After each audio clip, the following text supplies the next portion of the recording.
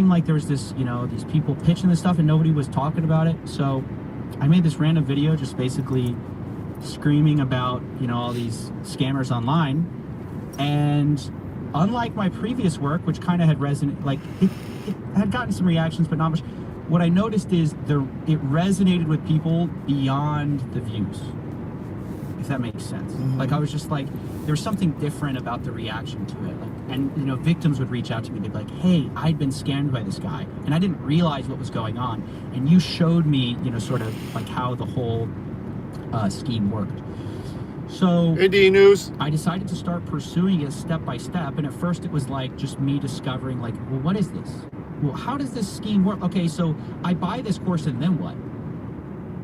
What are you saying in the terms of service that means that I can't sue you? You have all these terms of service that basically say none of what I'm saying is true. Like they say they can get you rich in the sales pitch, and then in the terms of service they said results may vary. What's that about? I mean, ultimately it's like, and so I realized like, oh, there's this sophisticated way that they're heading out to the detox center to do some work. And they're setting it up with like, I used to be broke like you. Well, that's a strategy. A lot of these guys were never broke, right? It's just part of the story you have to tell to be really effective. It's like, I used to be just like you, Joe, but then, you know, I found out that doing Amazon drop shipping is the way to make millions of dollars. And, you know, I used to fail, but by these little tricks, I found out how to be successful. And if you invest with me, I'll save you time. You know, this is Audible.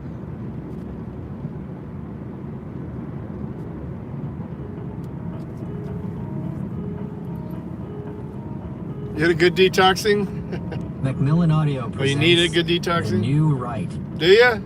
written and narrated for you by Well, Michael Malice. alcohol is definitely one of the things that if you're gonna quit, you need to do a proper detox on. Too much beer. TOO.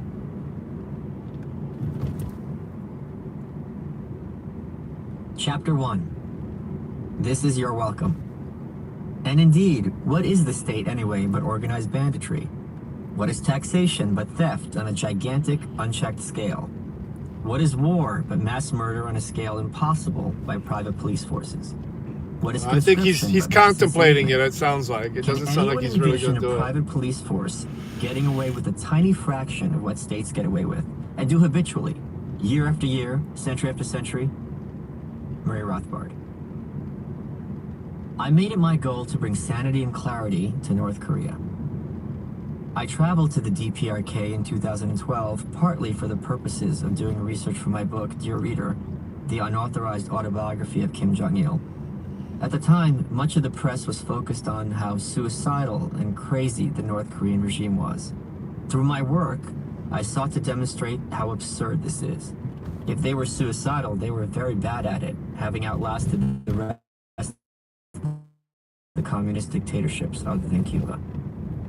As for crazy, sure, they had their idiosyncrasies, such as their insistence that Korea is one nation, indivisible, with the South being a region under occupation by the US imperialists, hence their usage of lowercase North and South Korea, a convention I follow. To call something crazy is to confess that one doesn't understand it. By now, few are calling the DPRK It might help, crazy. I don't know. There's an understanding. I haven't heard of that most equal technique, countries but works I'm logically always open to and new coherently. techniques Their depravity is moral, not psychological. on that. Being an anarchist, it is no surprise that I set my sights upon the worst government in the world. But being an anarchist also gained me entree into the new right as it was developing. And I watched the same sort of dismissiveness to their ideas that I've seen regarding North Korea, which is, incidentally, the most racist and homogenous nation on earth. From concentration camps to leader worship and an obsession with racial purity, North Korea shares much in common with Nazi Germany. But to equate Kim Jong-un with Hitler would not be very fruitful. So too is it inaccurate to dismiss an entire subculture as neo-Nazis, especially when they are having far more profound influence with our society than the Nazis ever did. Any attempt to reduce them to a single demographic, the troll in the basement or the white supremacist next door, is inaccurate.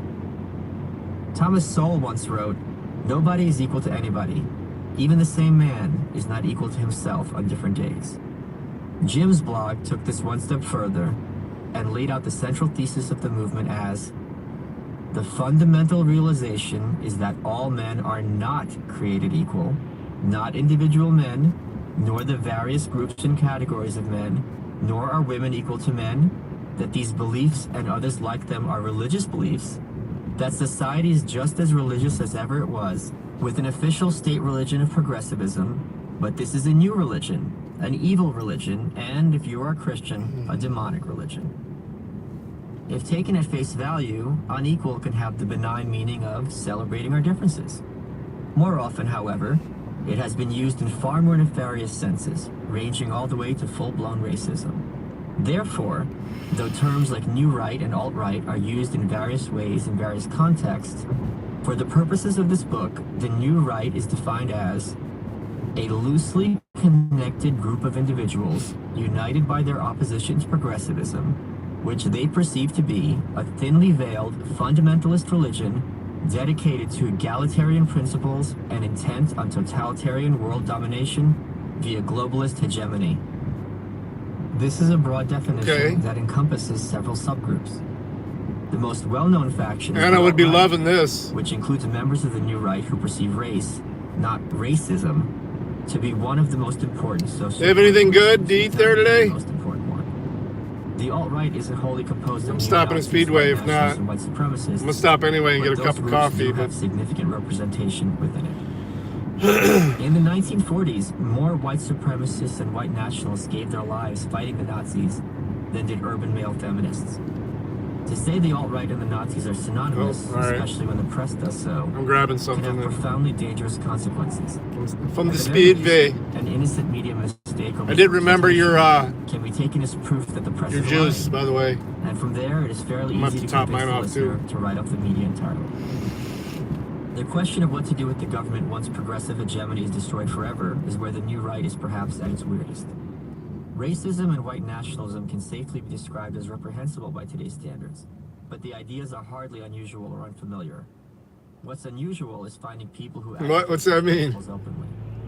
Though the alt-right is the faction that gets the most press, for reasons both obvious and obscure, it's the other types that I personally find more intriguing.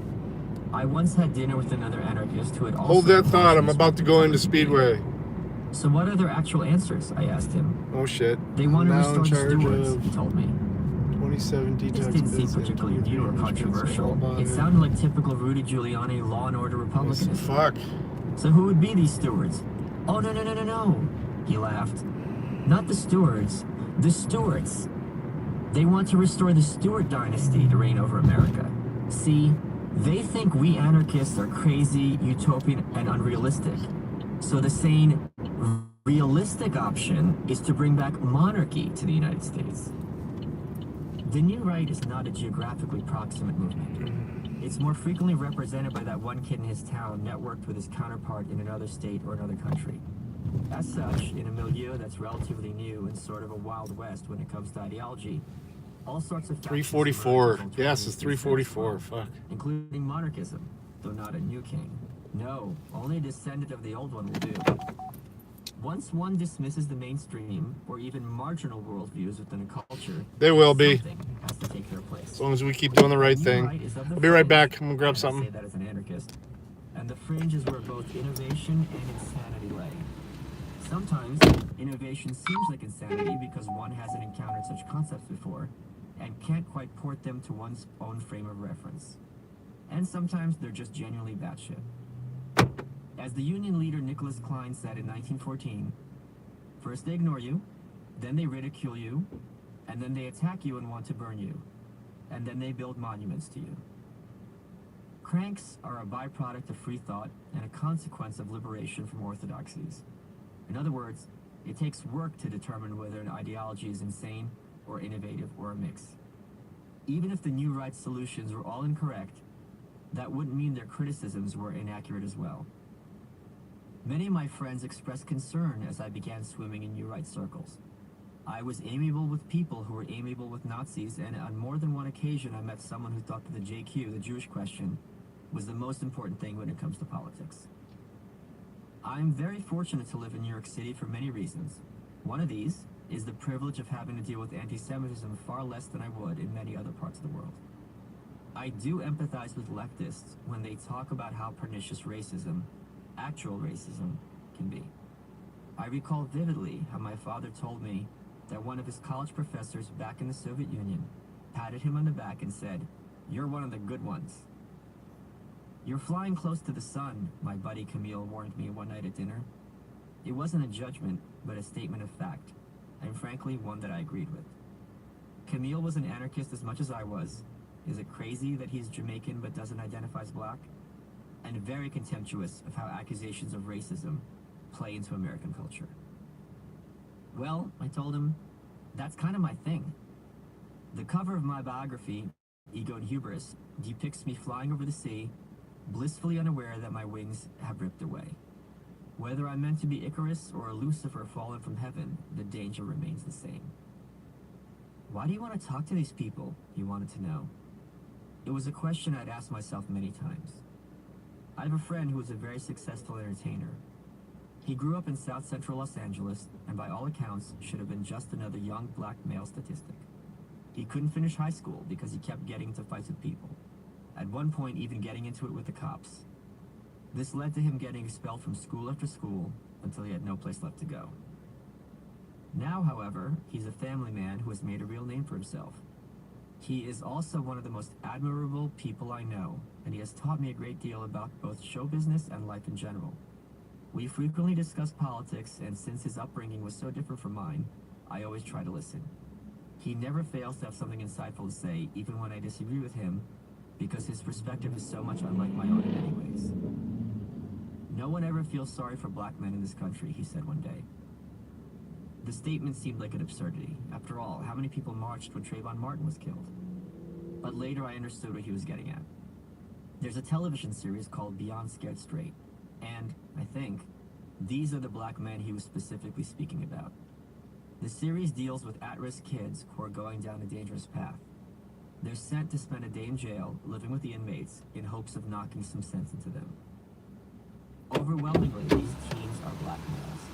They are aggressive and usually violent, often mostly so. They brag about being in gangs, about using violence to settle disputes, about the weapons they have, the thefts they've committed. They all sound somewhat less than erudite, to put it mildly.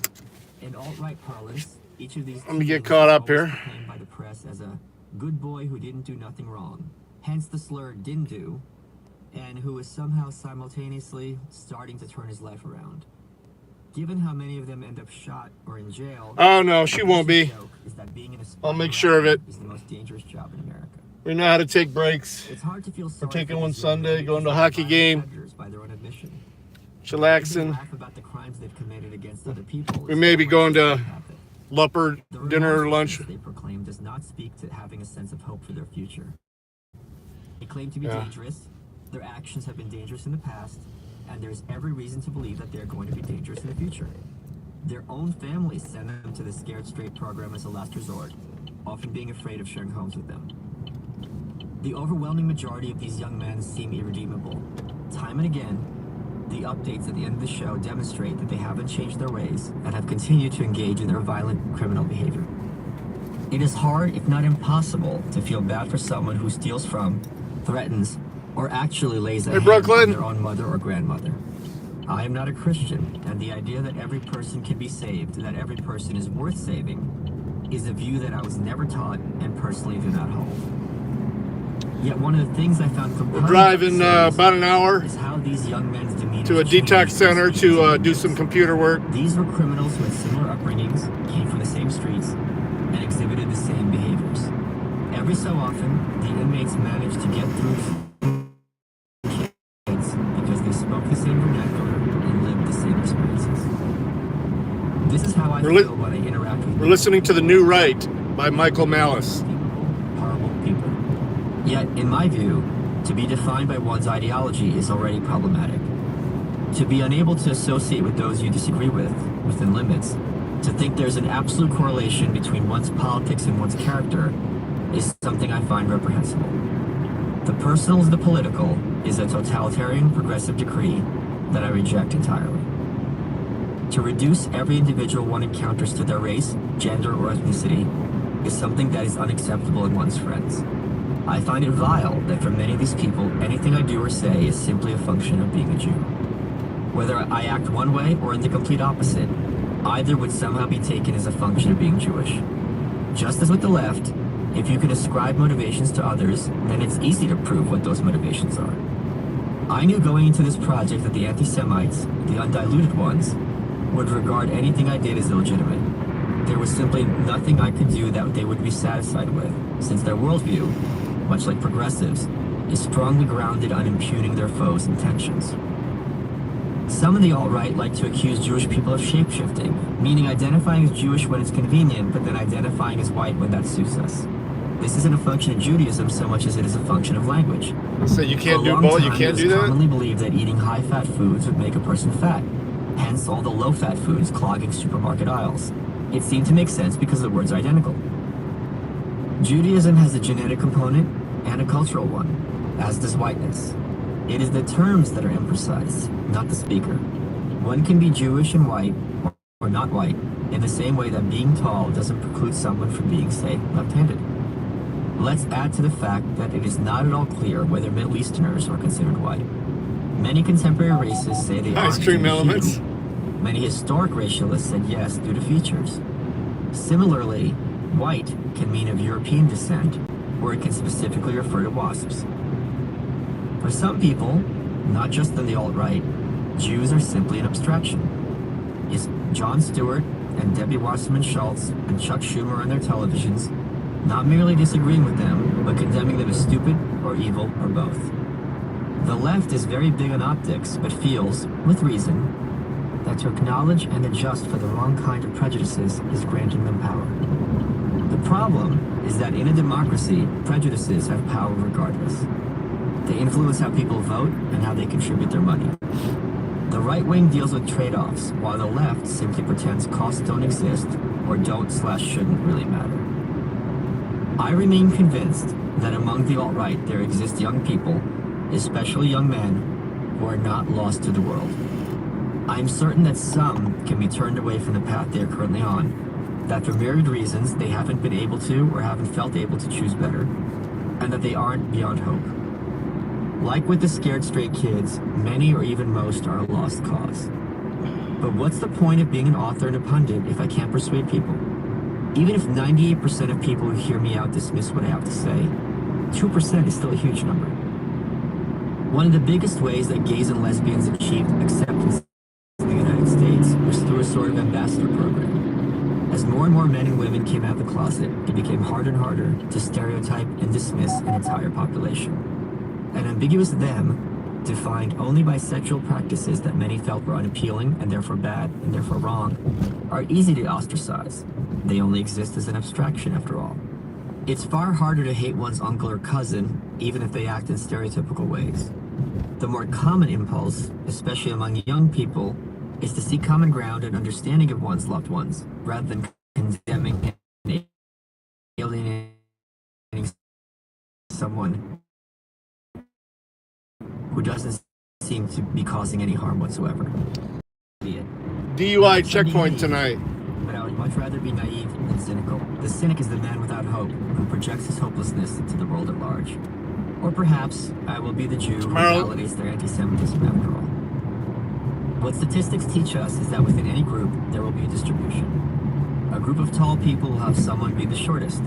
Politically, every group will have a relative right wing and left wing as well. There were Bolsheviks and Mensheviks among the rebels. Yeah, they're having a checkpoint up on Alexis today. I think it's over by Washington Township. In late 2015, I was preparing for a public debate with an intellectual from the tradition of anarchism. Wish they'd have one of the close ones today. Curious as to just how bad Rothbard got at his nadir, I came upon a thread on the neo-Nazi message board storefront. It had the pithy title of Murray Rothbard, Jew, defending David Duke. In fact, Rothbard wasn't defending Duke so much as making the case that the criticisms of Duke were unfounded. That, like the protagonist of Camus' The Stranger, he was actually being condemned for reasons other than his purported sins. It's the same sort of thinking as when I told an employee of the Innocence Project, a non-profit dedicated to using DNA to exonerate false in Ohio, that their new at least this part of Ohio, they have to post that they're going to have them. On the thread, one Nazi, the left-wing. That's how they get away with it. That's how they get away with doing it, is because they posted ahead of time where it's going to be. Invited to my house. Against him was the right-wing exclusionary user who insisted. Every state is different on that. I think California, they have to do that too. That's why it's how Johnny 5-0 always knows when they're happening out there.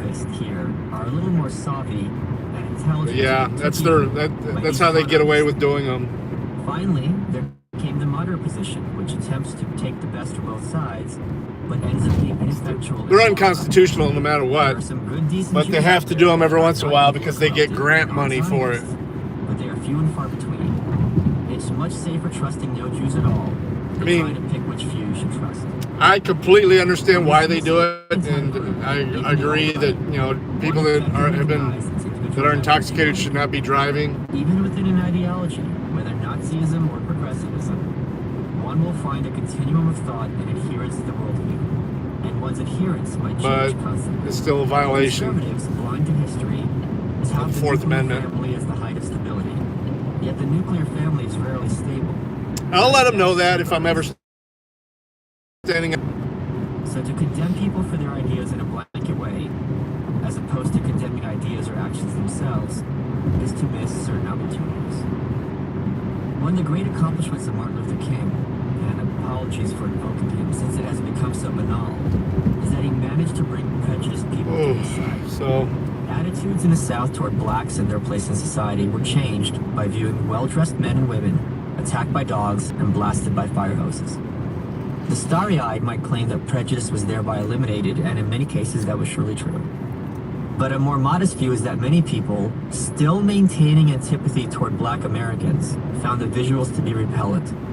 They didn't like King and his supporters, but they disliked what they saw even more. OMCC's got a video coming out here. That humans frequently have to select between two bad choices Is it now or is is part it? and parcel of the right-wing view of humanity, and seems a far more realistic explanation of human behavior. Yeah. Michigan Department of Environment, Great Lakes. MCC's got a premiere right now. And since it's Hop in there, let them know I said, hey. We got a lot of windows to window shop.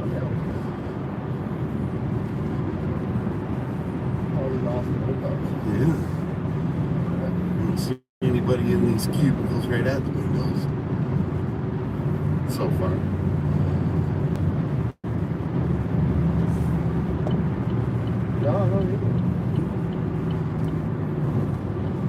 I'm sure we'll find some though.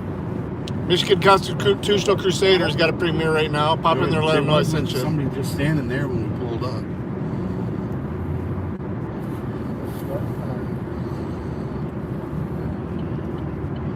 Laura has a messy office. Laura, Jump back to this book. That book's 9 hours long, so we'll be listening to that for a while. I can't listen to Joe Rogan's podcast as much as I want to. I get copyrighted every time I do. Howdy 357. Good morning. We're heading out to the detox center to do some computer work. Oh shit. No hairspray, no hairspray.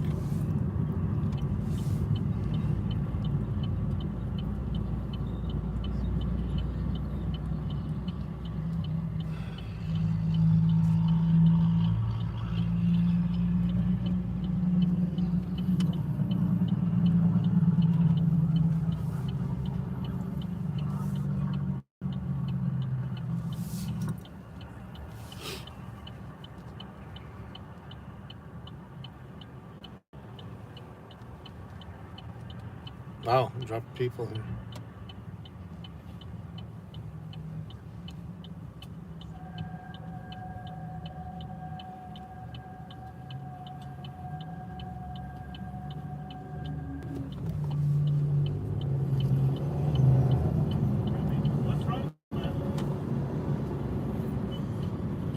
FAHIN1.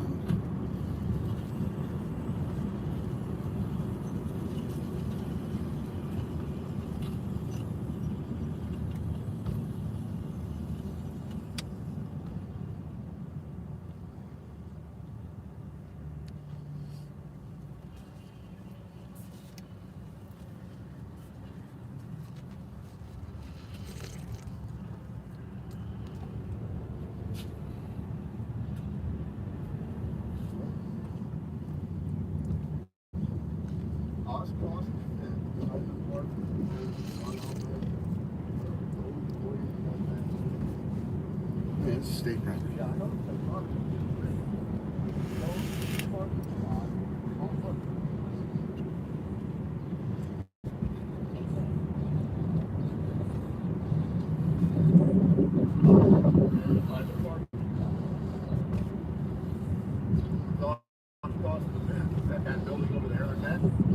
Probably. Thanks, Brooklyn. I appreciate it. Oh, look, those guys didn't like In your chat. No.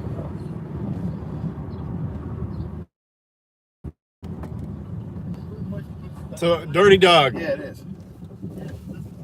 That money is supposed to hit on the 30th, so I don't know what day is today, Yeah, 24th. So probably next weekend we'll do a shopping stream. And it doesn't even look like that place is open. There's a dumpster out there.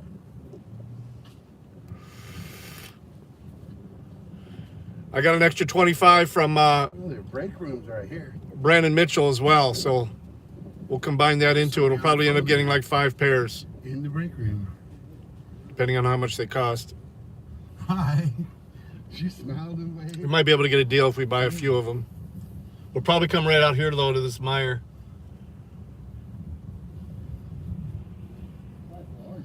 Although I'm gonna go to Costco today, and I'll peek around there, see if we can get a deal. Everybody's got cubicles for the most part. Right. A few guys popping around. Man, that's a sea of cubicles, isn't it? It's pretty impressive. Like the majority of this building, it looks like right up to where that wall is. Yeah. Right The there. Ron Paul Liberty Report just started too. Somebody's standing there peeking at us.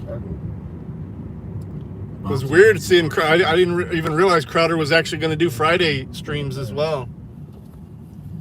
This one was free because this month is free on the Mug Club, but Oh, yeah, there you go, right there.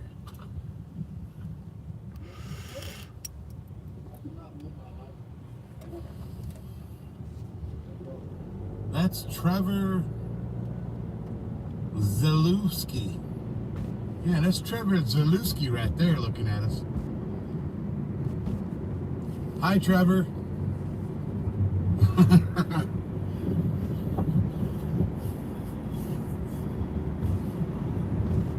yeah.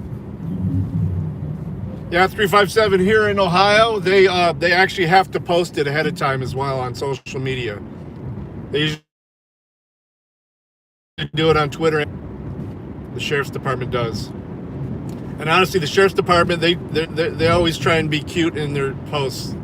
Because people always bitch about, well, why are you posting it in the comments every single time? And they explain it. We have to. We post it because we have to, not because we want to. That's part of the agreement with for them to skirt the Constitution, I guess. As long as they post it ahead of time, they could force you to ID at checkpoints. One thing they can't force you to do is to even speak to them, though. But I guarantee you, if you don't, you're going to get pulled aside. So he's working really hard. Got nothing. Playing on his phone.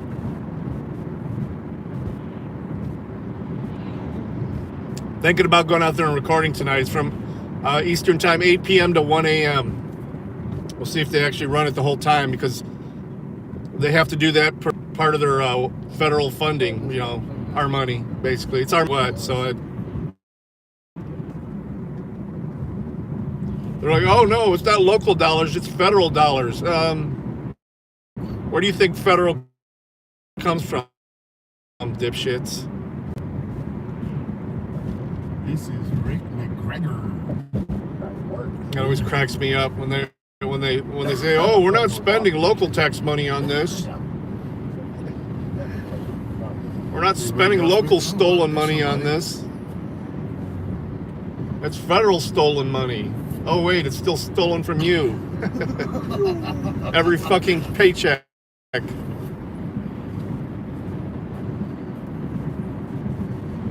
Greenwood. Run. Run, Greenwood. Run. Oh, it's a Camback. Look at that. Yeah. It's a Dingleberry Camback.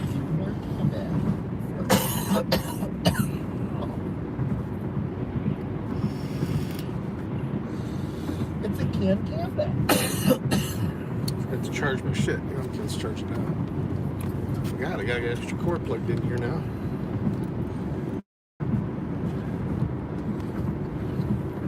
Now I gotta go see what the name is on his desk.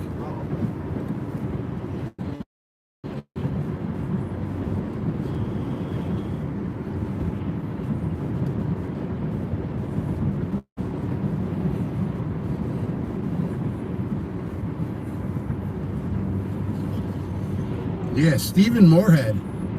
So now we can FOIA request his picture. Yeah, Stephen Moorhead. Oh, what documents do you leave Peter for us to read? Oh, yeah, that is interesting. Introduction.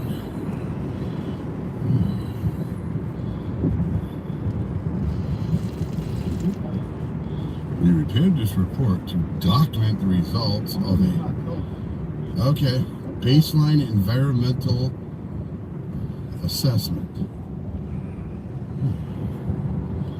Interesting.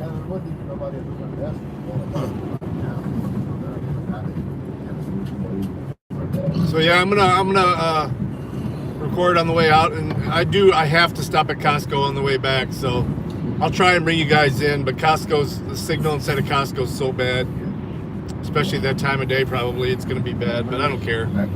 We'll try it. If it disconnects, it disconnects. I'll warn you guys ahead of time. This is Lake Township, Ohio. This is where a couple of people have been arrested just for recording inside the parking lot at the police station.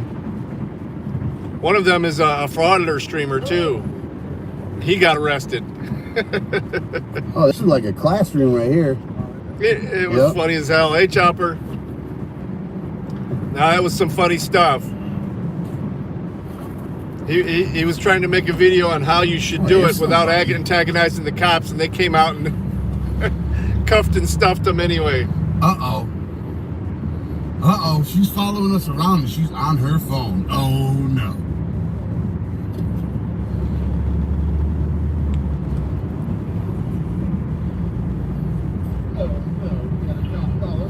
John over there seems to be working. Oh, and he's even wearing a mask. Yeah, John's wearing a mask. Oh, wearing a mask. I thought you said learning math. That's funny. Learning math. Wow, look at that messy office.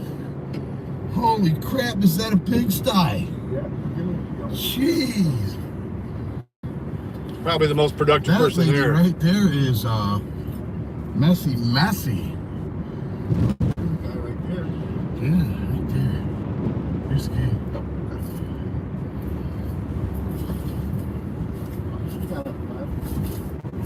That's a pug, dude. The puppy? Man, I can't believe how messy that office is. Just look at.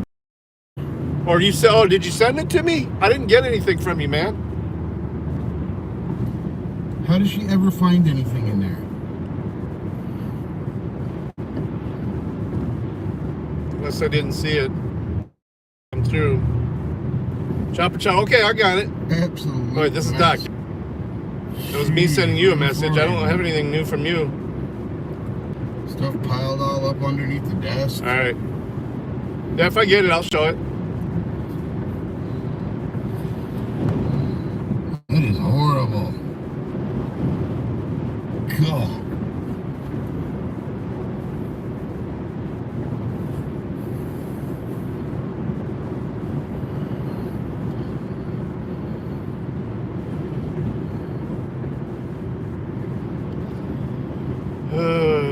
Fuck. The cockroaches. Let me know if you send it. I'll pop it. I'll pull it up. Yeah. Pull it up on the big phone. I'll scurry in.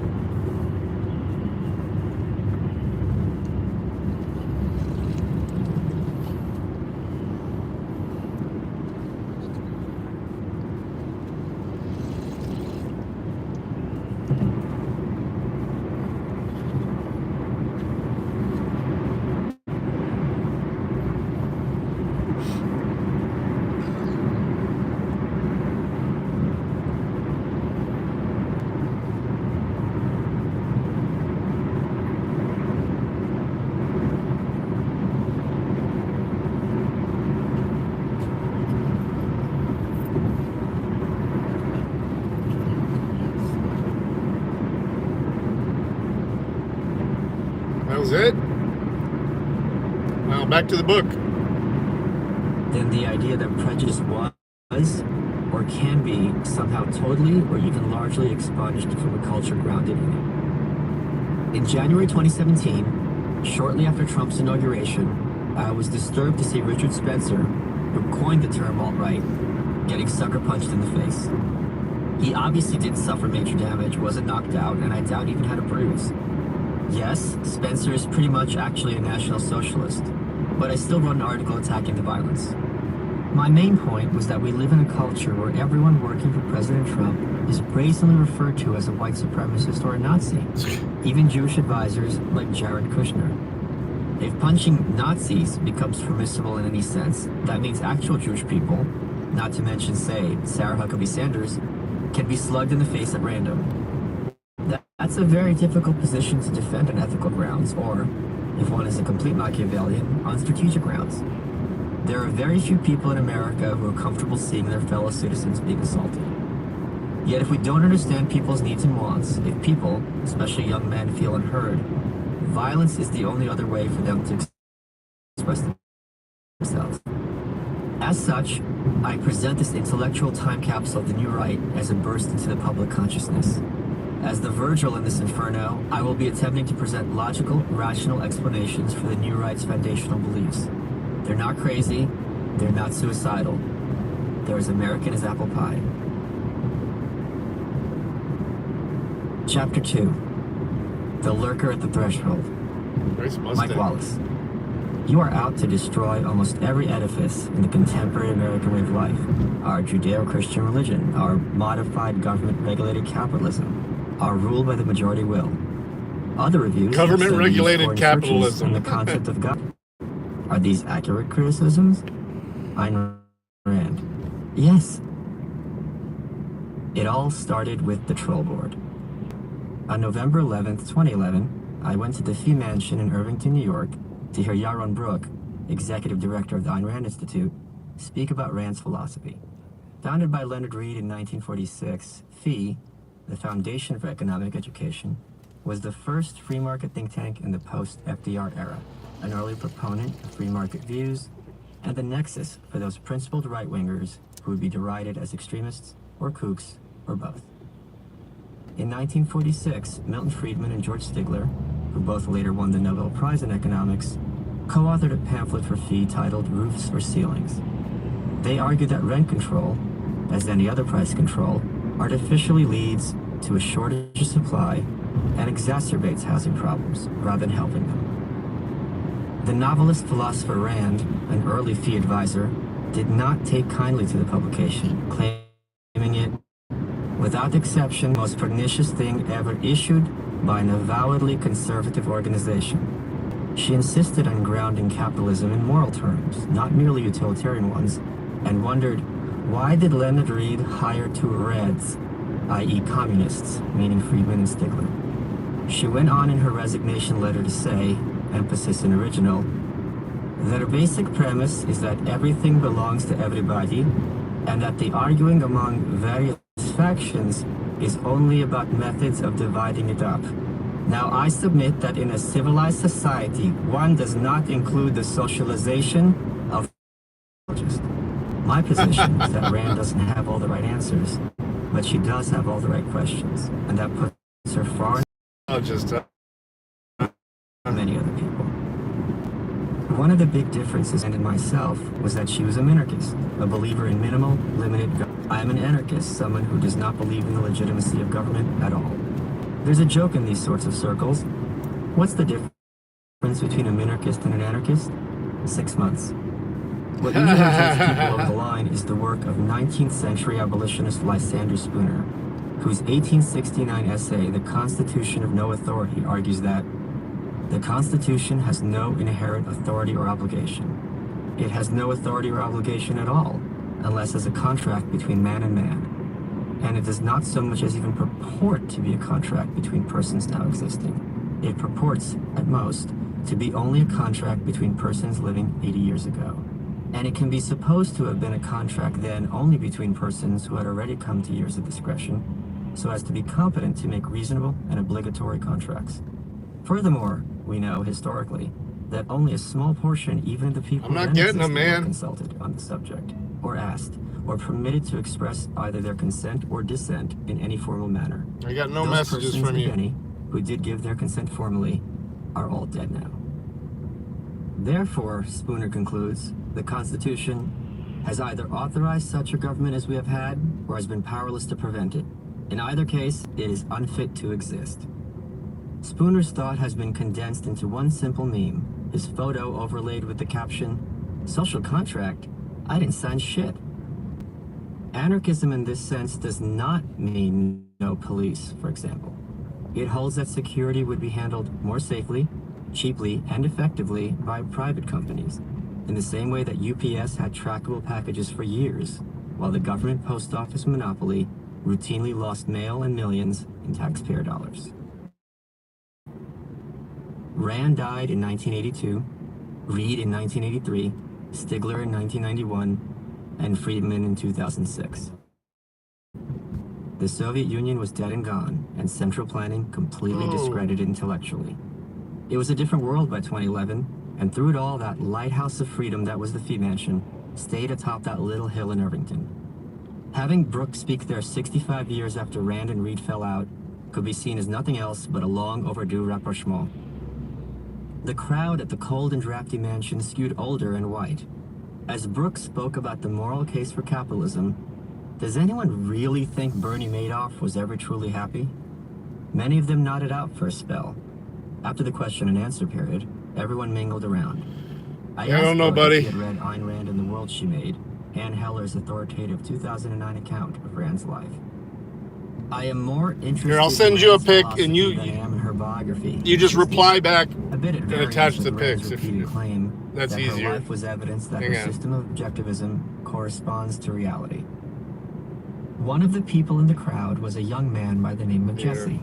He was tall, portly, and wearing a trilby, the official hat of internet geeks worldwide. Between his shoe-polished black hair and, as I later learned, a wardrobe consisting almost entirely of Superman t-shirts, he looked like a factory reject Clark Kent. We quickly got to talking and realized that we shared the same irreverent sense of humor, admiration for Rand, and complete contempt for establishment politics and government in general. He was very bright and quick-witted, the latter often lacking among the all-too-humorless Rand crowd.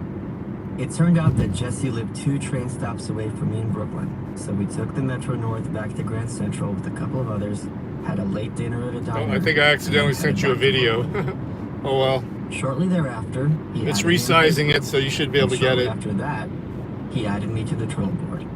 The troll board was a Facebook group set to secret, meaning it was not searchable, and one had to be added by someone who was already an existing member. The board was young, but quite diverse, with members from all over the country and a few from overseas. It was a place to post articles and mock things in our culture that the trolls found humorous or contemptible, or both. Yeah, it's It was also sorry, safe man. space of That's a sorts, huge file. The biggest rule being that you can't take trollboard off of trollboard. Having formed in the aftermath of the 2008 Ron Paul campaign, That the was a trollboard had mistake. a membership composed Sorry almost about that. entirely of anarchists. Here. But unlike myself, they were anarchists in the tradition of You'll like it Roy though. It's funny as hell. It was a name I was somewhat familiar with, but I had never encountered many Rothbardians before. It's a parody. During his lifetime, Rothbard was nicknamed Mr. Libertarian for good reason. Much of the modern libertarian movement was influenced or founded by him directly, something Murray. which many modern libertarians are somewhat uneasy with, due to Rothbard's own idiosyncrasies. I had read An Enemy of the State, the Rothbard biography by Justin Raimondo, several years prior, and had been unimpressed. I too became more interested in his philosophy and his influence than I was in his biography.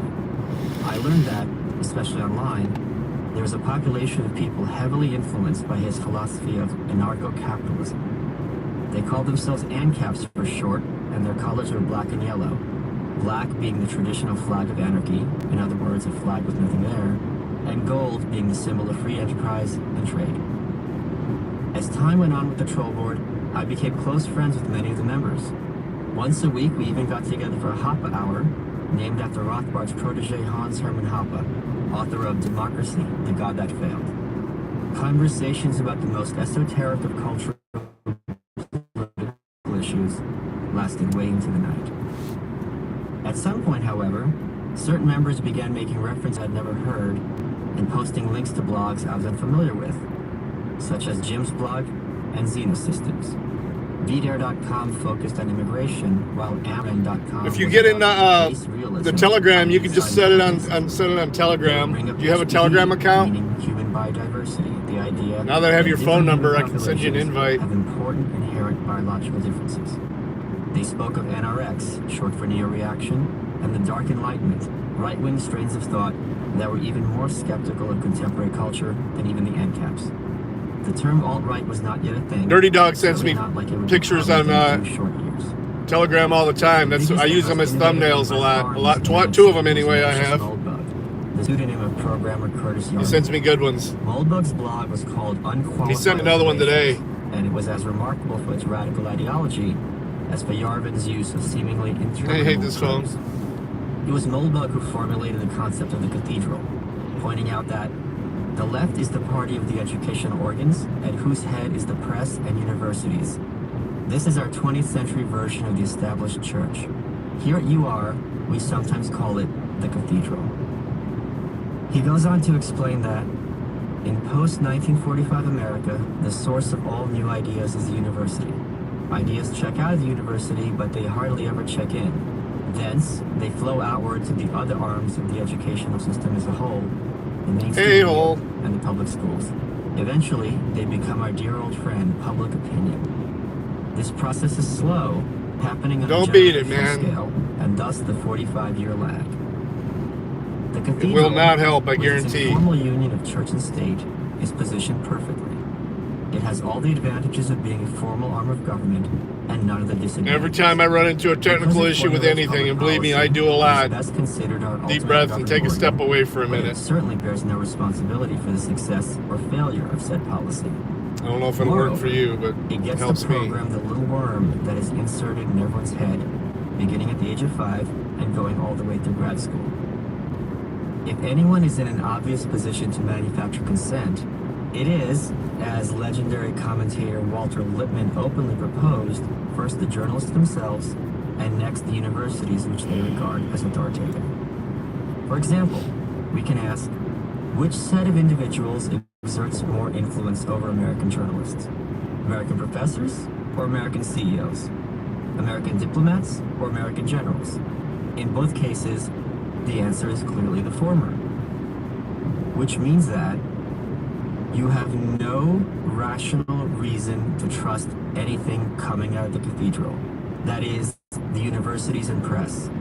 You have no more reason to trust these institutions than you have to trust, say, the Vatican. In fact, they are motivated to mislead you in ways that the Vatican is not, because the Vatican does not have deep, murky, and self-serving connections to the Washington bureaucracy. They claim to be truth machines. Why wouldn't they? As a result, Moldbug claims, cultural movement is always leftward. The leftward direction is itself the principle of organization. So, for instance, if you take the average segregationist voter of 1963 and let him vote in the 2008 election, he will be way out on the wacky right wing. Moldbug is not enthusiastic about our future.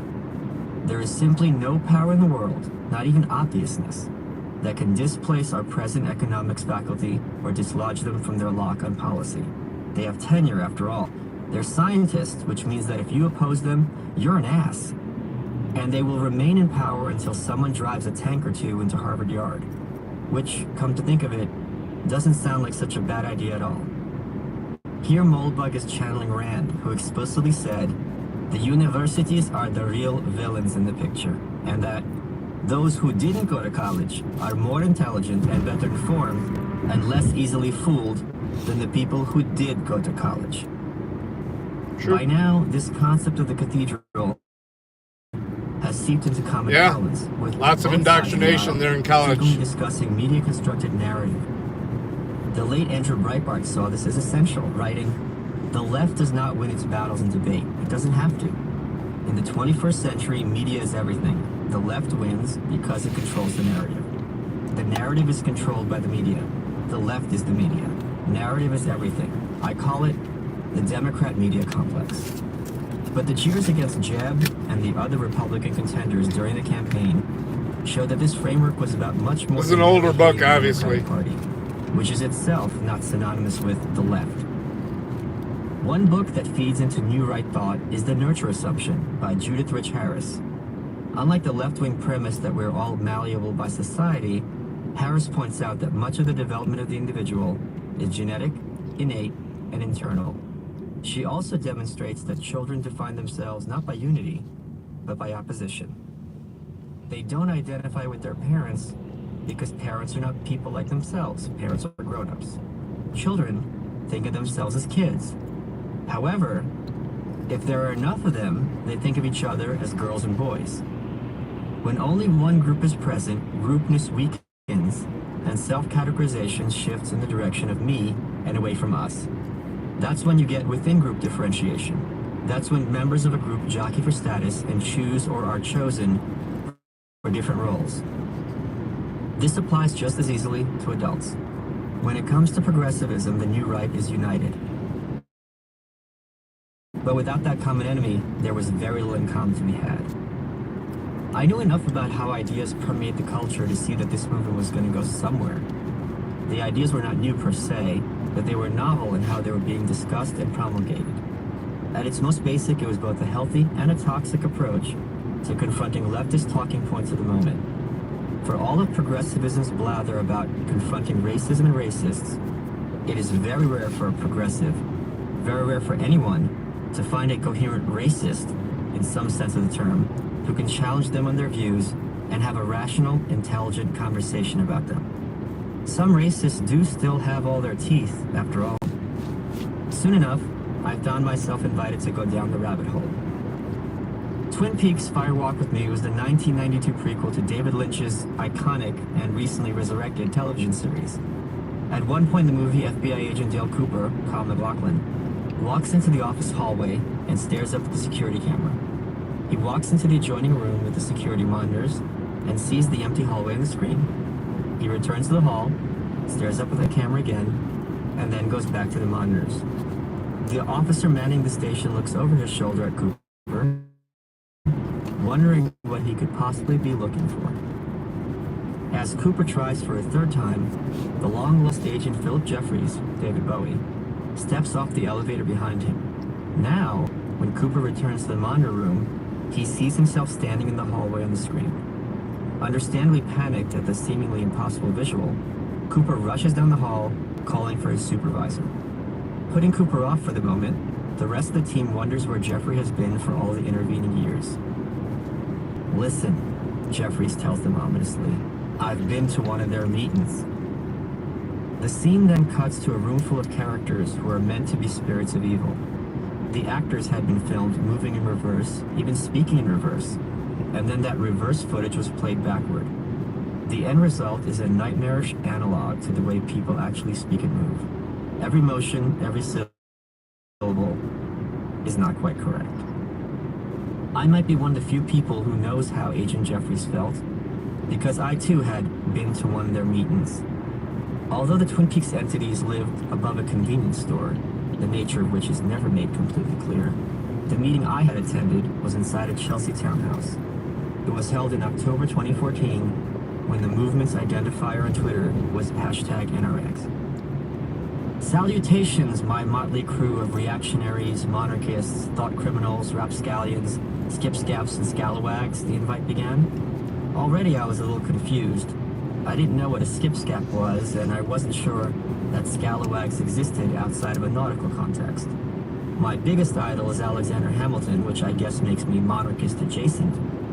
But I most certainly was a thought criminal and rapscallion, perhaps even in that order. There were about 18 of us, all of us males, but not all of us white males. This included several of my friends, one of whom I can't tell to this day if they're of Indian, Pakistani, or Arab descent. None of us lived in a basement, unless a New York garden apartment can be considered a basement. There was only one overweight person, further defying the stereotype that the subculture was full of perpetual adolescent fatties living with mom and dad while spilling rage online. Everyone was highly educated and very bright, and immediately and obviously so. The men began eyeing one another to see what was safe to say. As thought criminals, we were used to biting our tongues.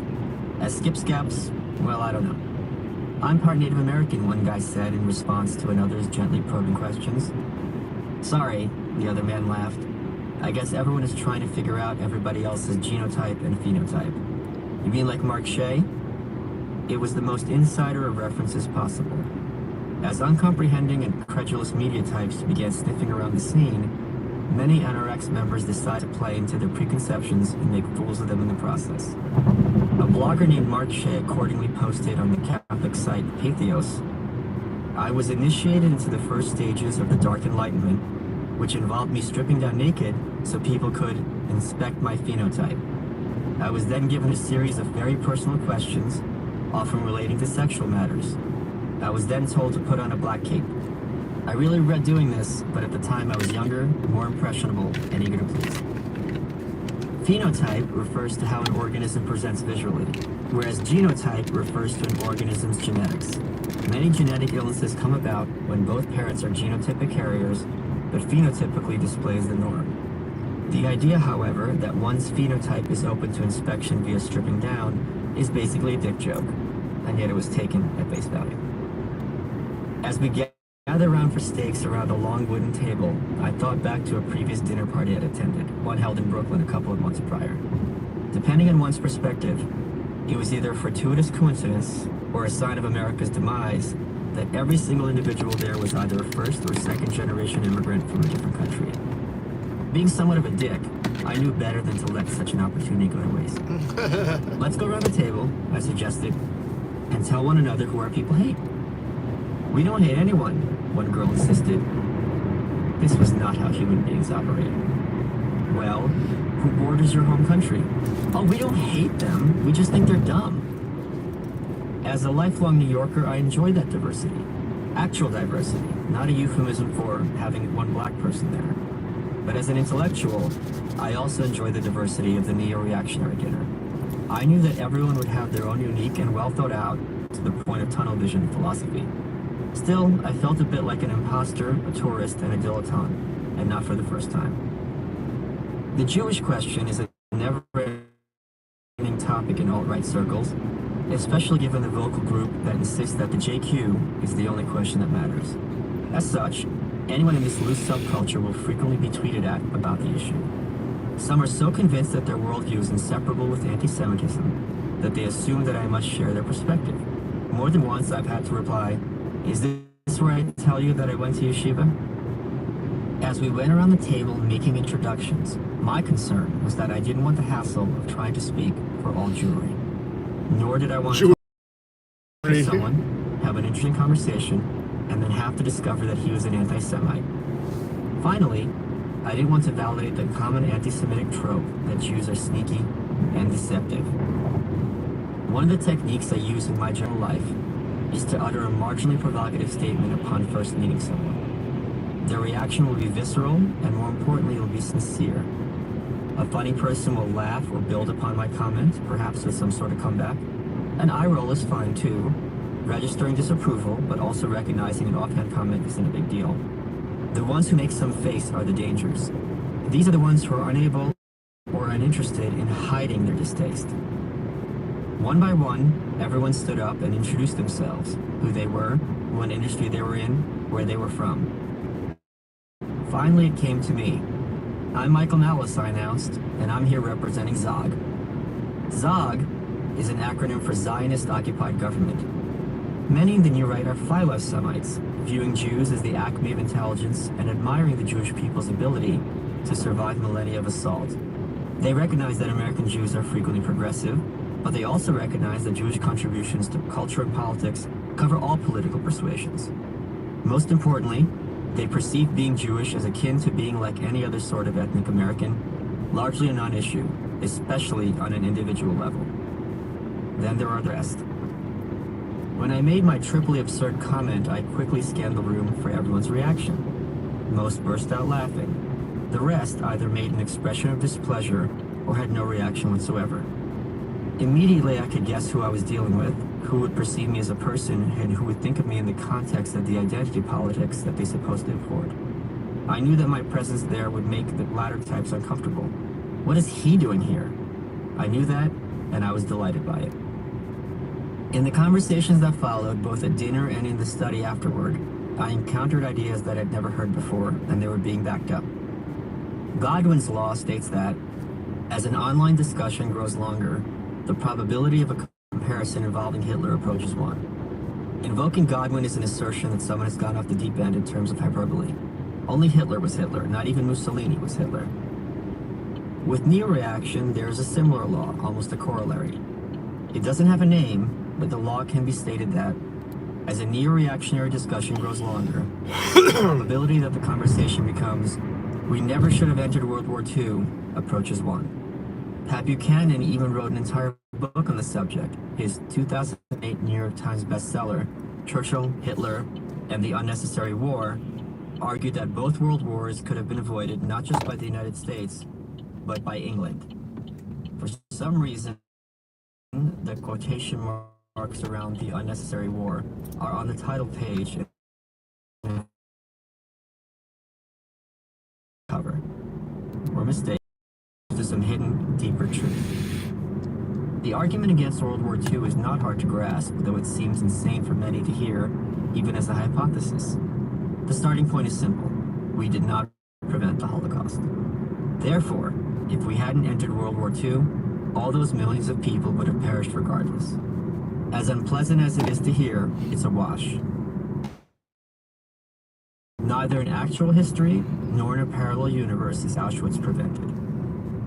The orthodox view is that FDR and later Truman sided with Stalin because the enemy of my enemy is my Yeah, friend. when I'm able to sit down at a desk, I'll be able to walk you through it. Given the choice between totalitarianism and democracy, No worries, bud. or even democratic progressivism, the choice Are you is on pretty Telegram? clear. Take a look at that app. I think you might enjoy some of the commentary on there. I have a channel on there too. You can swap pictures and videos and Despite right-wing rhetoric to the contrary, few on the left generally regard Stalin as a good guy. Yet Hitler, But it, like anything else, is perhaps retrievable. anyone else Hell, that's what's getting half of the evidence they have against the J6 guys was off of that. So made manifest in 3 respective rival gangs: the fascists, the communists, and the progressives. Stalin's reign was longer, bloodier, and just as evil as Hitler's was.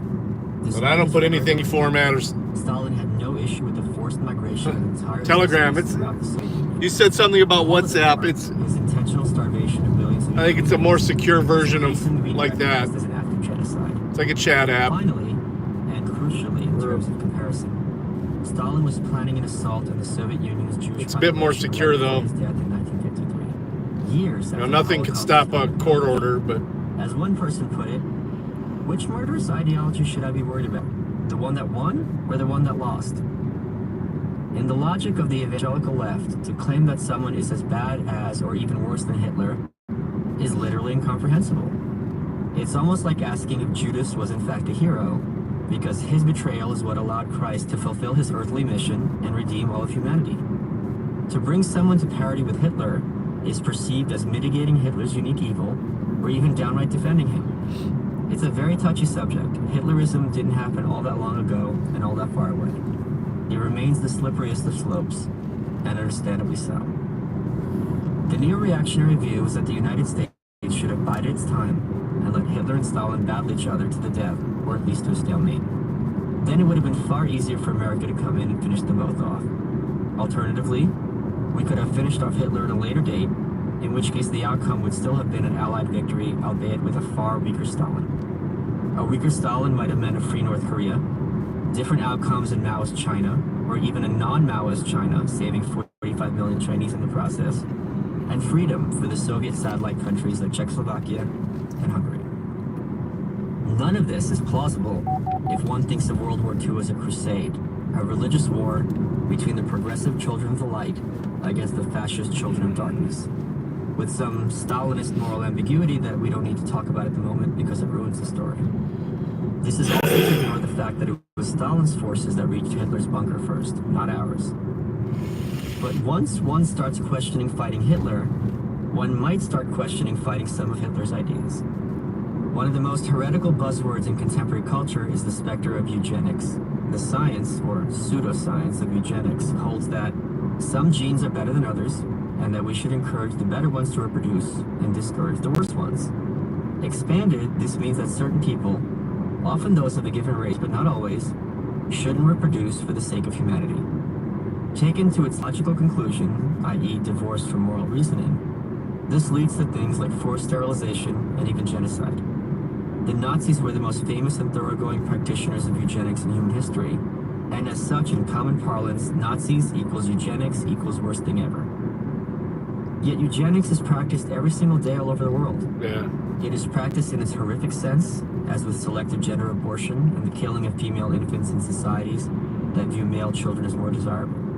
But it's also practiced in populations with low genetic diversity. This is not a slur or a euphemism, such as Hasidic Jews. The Hasidic Jewish community, due to inbreeding, has a higher than average rate of genetic diseases such as Tay-Sachs. Yet there's a workaround. As Tablet magazine reports, after conducting genetic screening, an organization called Dor Yeshorim assigns identification numbers that correspond to its clients' genetic data. Before or soon after meeting, potential partners exchange ID numbers and dial an automated hotline to check genetic compatibility. A phone call that almost always determines if a relationship will move forward or end.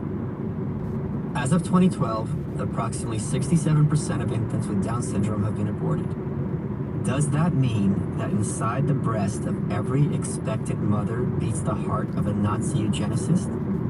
This subject has become so riddled with taboo and outrage that it has led to some truly odd outcomes. In 2014, Frederick Brennan authored an opinion piece titled, "Why I Support South Eugenics." Central EMS. Brennan was the paramedic founder of the unit. message board 8chan, twice as good as 4chan, and suffers from osteogenesis imperfecta. As a result of this genetic disease, he has severely stunted growth and is confined to a wheelchair, hence his handle of Hot Wheels. The common name for Brennan's condition is brittle bone disease. It's heartbreaking to read his contention that osteogenesis imperfecta is one of the most painful conditions in the world, knowing that he's speaking from first-hand experience. Many know the extreme pain of breaking a bone once or twice in one's life. Few have to endure that pain over and over, or the stress of living in constant fear about when it will happen again. Brennan suggests offering carriers of extreme genetic diseases like his a cash sum in order to undergo sterilization, arguing that this would save millions in future medical costs alone. Such genetic testing is easily done, and in his view, this would be a very humane way to make sure no child has to live a life where they will never know the fun of running around outside due to osteogenesis imperfecta. Eugenics is a humanitarian idea, he concludes, not... We'll get to this. This is an older book by Michael Malice. It's nice to see his thoughts at the time, almost 10 years ago. Actually, not even 10 years ago. About 8 years ago. All right. I'm going to go in and do this work. I will come back on whenever I get ready to leave, and I'll probably take you guys into Costco with me. So I'm hoping this doesn't take too long, but we'll see. With computers, you never know. Sometimes it's an easy fix. Sometimes you're there way longer than you want to. Kind of like the deal you're having to deal with your phone shopper. If I was standing next to you, I'd be able to click, click, click, show you what the issue is. But being as far away as we are, it's not easy to do. I just drove an hour to do something that I could probably walk somebody through on the phone, but be very frustrated doing it. So, all right, guys, I'm a rock. Thanks for hanging out. We will be going back live again as we're leaving. I might wait till I get out to the main road before I start the other one back up because it's just hard. It goes in and out. I'm surprised I didn't drop one time between the highway and here. That's 5 miles. Usually I get 2 or 3 drops. I'll see you guys later. Thanks for hanging out.